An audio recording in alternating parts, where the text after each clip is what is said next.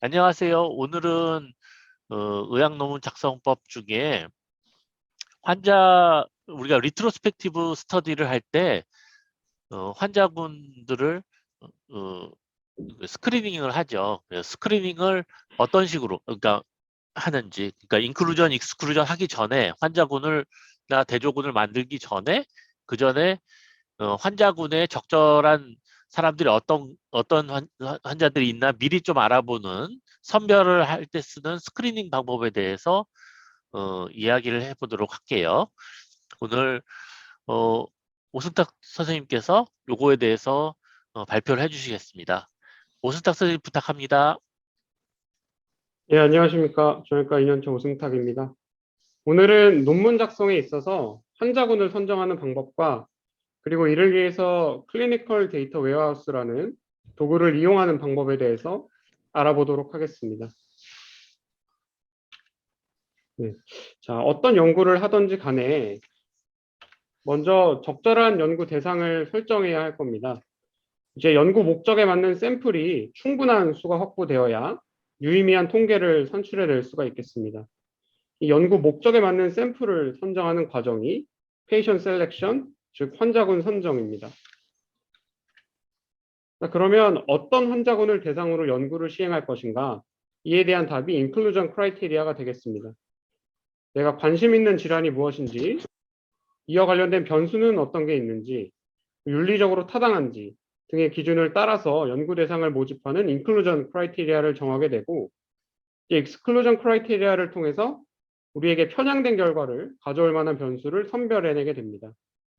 이제 과거에는 이 과정에서 무수히 많은 차트를 리뷰해가면서 시행착오를 반복해야 했지만, 이제 지금은 병원 환경에서 말씀드렸던 클리니컬 데이터 웨어하우스라는 도구를 이용해서 비교적 수월하게 여러 변수들을 적용했을 때 어떤 환자군이 나오는지 시뮬레이션을 해볼 수가 있습니다.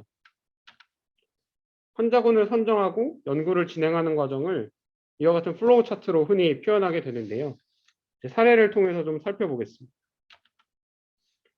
이 논문은 2021년에 보넨 조인트 저널에 출판된 논문이고, 힙 리컨스트럭션 서저리를 한 뇌성마비 환자에게서 페모럴 헤드의 리모델링 정도를 확인하는 연구입니다.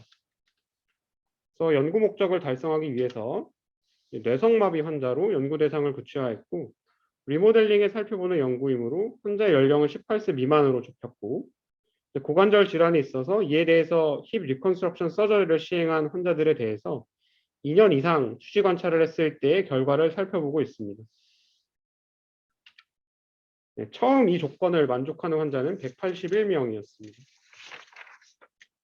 하지만 이제 모두가 연구의 적절한 대상은 아니고, 이전에 다른 고관절 수술을 받아서 결과에 영향을 미칠 수가 있거나 우리가 측정한 파라미터가 이제 영상이 적절하지 않은 경우를 고려했더니 이제 73명을 배제했고, 결과적으로 108명 환자들의 영상을 가지고 마이그레이션 퍼센티지나 넥 샤프트 앵글, 모습 레이쇼 등의 파라미터를 측정해서 분석을 수행할 수가 있었습니다. 자, 이렇게 연구 목적에 부합하는 환자군 선정을 도와주는 도구가 바로 오늘 살펴볼 클리니컬 데이터 웨어하우스, 줄여서 CDW가 되겠습니다.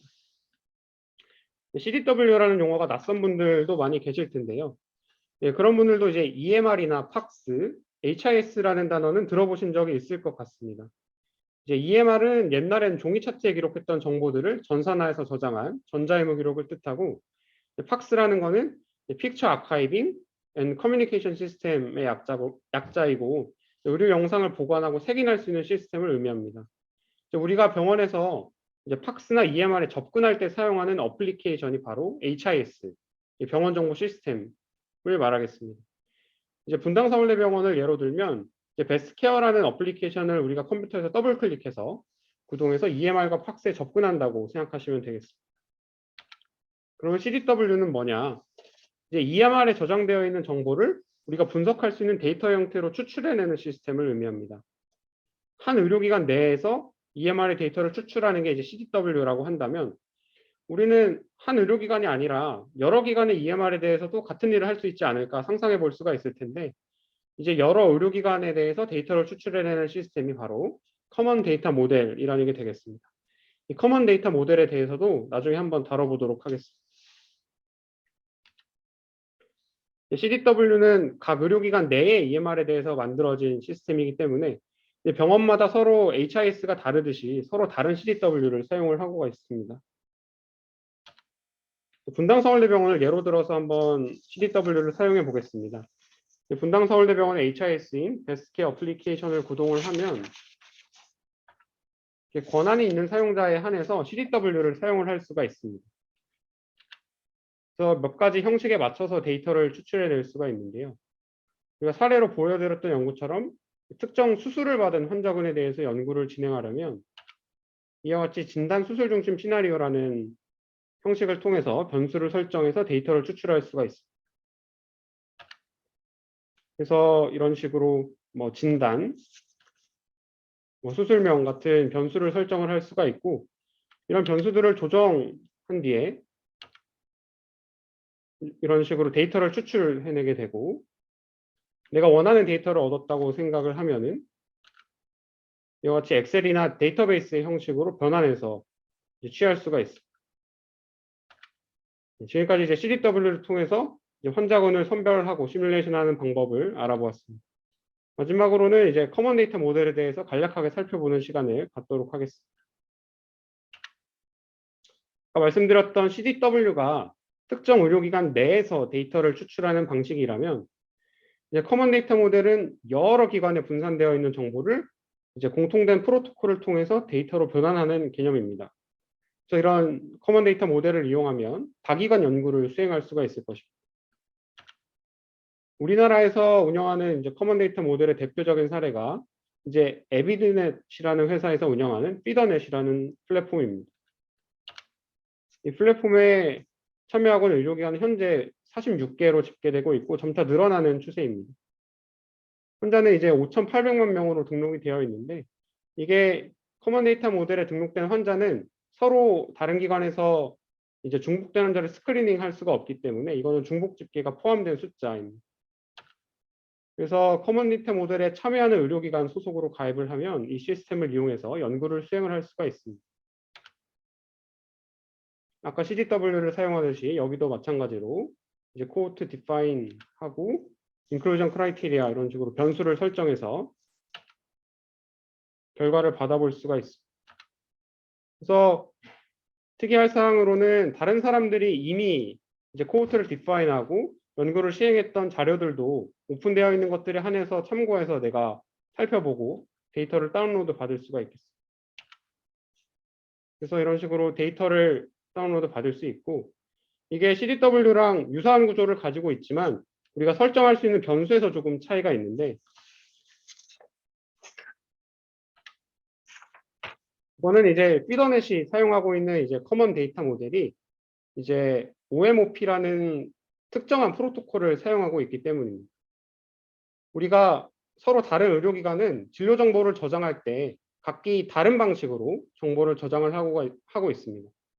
그래서 이거를 우리가 공통된 데이터 형식으로 변환하기 위해서는 특정한 프로토콜에 따라서 전처리하는 과정이 반드시 필요하고 우리가 이 과정에서 모든 데이터를 다 가져올 수 있는 게 아니고 이제 목적에 맞게 EMR의 특정한 부분만 가공해서 공통 데이터로 변환을 하게 됩니다.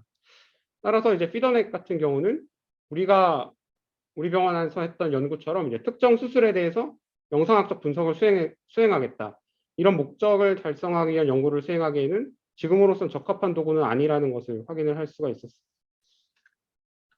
우리가 CDW에서 여러 가지 시나리오를 통해서 변수를 설정을 했는데 지금 이 커먼 데이터 모델 피더넷은 이제 기본 시나리오 정도에 해당하는 것만 제공하고 있다. 이렇게 생각하시면 이해가 수월할 것 같습니다.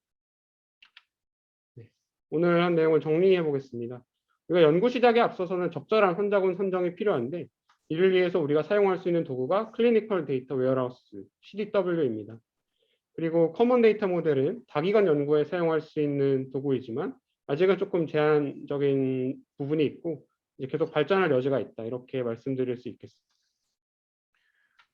네, 오늘 준비한 내용은 여기까지입니다. 감사합니다. 예, 오 선생님 아주 발표 잘하셨습니다. 요 바로 전 슬라이드 한번 보여주실 수 있어요? 그래서 우리가 페이션트 셀렉션을 해서 인클루전, 익스클루전 크라이테리아를 통해 가지고 환자군이나 대조군을 설정을 하게 되죠. 그거는 결국은 우리가 차트 리뷰를 해야 돼요. 이게 차트 EMR에서 CDW로 이제 키워드 방식으로 해가지고 분류를 한다고 하더라도 우리가 이게 환자의 상태를 정확하게 다 100% 반영을 하지 못하거든요. 그렇기 때문에 인클루전하고 익스클루전 할 때는 결국은 우리가 한번은 확인을 해봐야 돼요. 그런데 그 전에 이제 스크리닝을 할 때 과연 이 환자 대충 몇 명 정도 될까?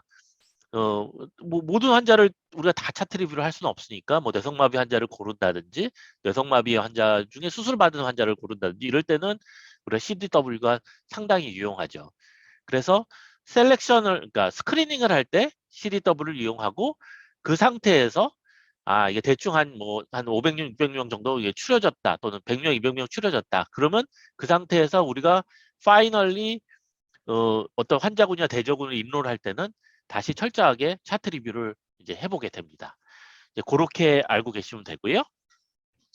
CDW는 사실 뭐 각 EMR마다 조금씩 좀 달라요. 그러니까 각 병원에서 그 병원에 가시면 그 병원에 에서 지원하는 CDW를 또는 EMR 자체에서 이렇게 페이션트를 스크리닝 할 수 있게 해줄 수도 있거든요. 그러니까 그거에 맞춰가지고 고르시면 될 겁니다. CDM은 아직 갈 길이 굉장히 멀어요. 지금 뭐 사실 어, 정보를 이렇게 공유를 한다고 하는데 어, CDW 자체도 쉽게 생각해서 우리가 EMR 정보가 우리가 차트에 넣는 정보 자체를 어떻게 표준화해가지고 EMR에 데이터로 저장하기가 쉽지가 않죠. 사람마다 커뮤니케이션하는 언어들이 다 다르기 때문에 그걸 또 이제 각 병원에 있는 거를 합치려고 하면 전혀 이게 호환이 되지 않겠죠. 그래서 CDM을 하려면 한 번 더 일을 더 해야 돼요. 그 각 의사들이 얘기하는 언어나 이런 거를 표준화해가지고 이렇게 저장을 하겠다라는 거를 한 번 더 일을 거쳐야 되고 그리고 또 누군가가 그렇게 입력을 또 해줘야 되잖아요. 그렇기 때문에 생각보다는 쓸모가 없을 가능성이 굉장히 많습니다.